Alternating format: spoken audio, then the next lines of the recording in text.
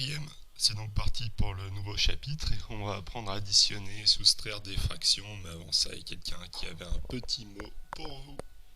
Bonjour anciens élèves, c'est Madame Saracino.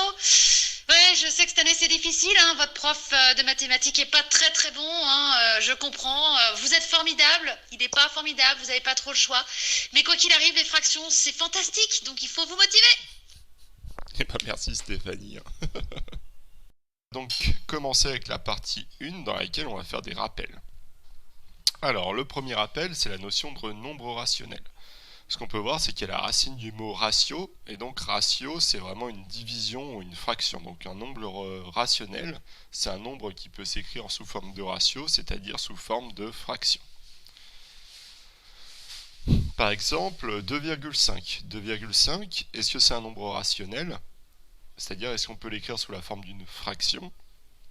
Eh bien, la réponse est oui, parce que 2,5, on peut l'écrire comme 5 demi ou 25 dixièmes. Ce qu'on peut dire en fait, c'est que tous les nombres décimaux, tous les nombres entiers sont des nombres rationnels. On peut les écrire sous forme d'une fraction. Vous me direz du coup quels sont les nombres qu'on ne peut pas écrire sous forme de fraction. Bon on avait vu l'année dernière qu'il y avait pi, et cette année il y en a plusieurs en plus, et notamment racine de 2. Racine de 2, on ne peut pas l'écrire sous forme d'une fraction, donc on va dire que ce n'est pas un nombre rationnel. Et on peut même dire qu'il est irrationnel. Donc voilà, vous avez commencé déjà par recopier ça dans les rappels. Mais la vidéo elle s'arrête pas là, on va faire d'autres rappels. Alors les autres rappels sont l'égalité entre deux fractions. Alors nous ce qui nous intéresse ça va être de voir que on va dire que les deux représentent une unité, les deux représentations ici et ici. Et nous on aimerait représenter un quart de cette unité dans les deux cas qui sont là.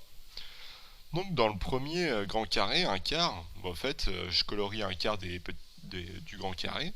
Je vois que là je l'ai coupé en 4.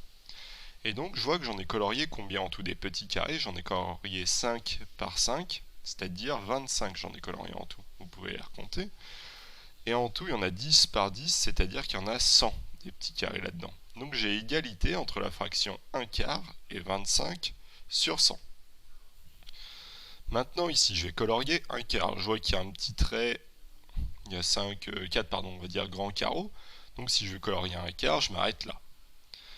Et j'ai colorié combien de petits carreaux? J'en ai colorié 1, 2, 3, 4, 5, sur en tout 5, 10, 15, 20. Donc je vois qu'il y a ici égalité avec la fraction 5 sur 20. Bon, maintenant on va regarder comment on passe d'une fraction à l'autre. Bon, les deux premières, je vois que 1, par combien je dois le multiplier pour arriver à 25? Je dois le multiplier par 25. Et 4 fois 25, ça fait bien 100, donc c'est bon. J'ai multiplié par 25 le numérateur et le dénominateur. 25 sur 100.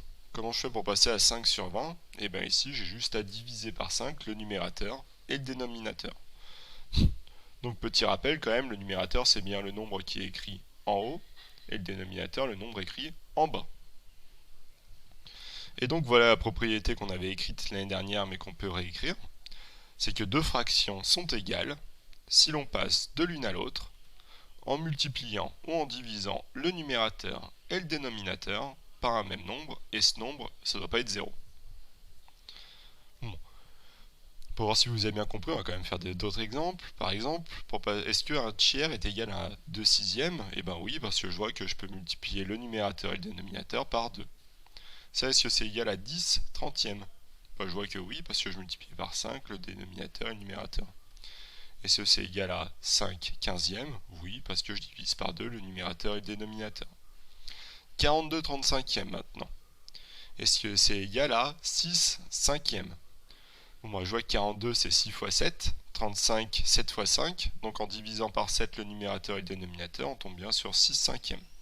D'où l'importance de connaître ces tables dans ce chapitre.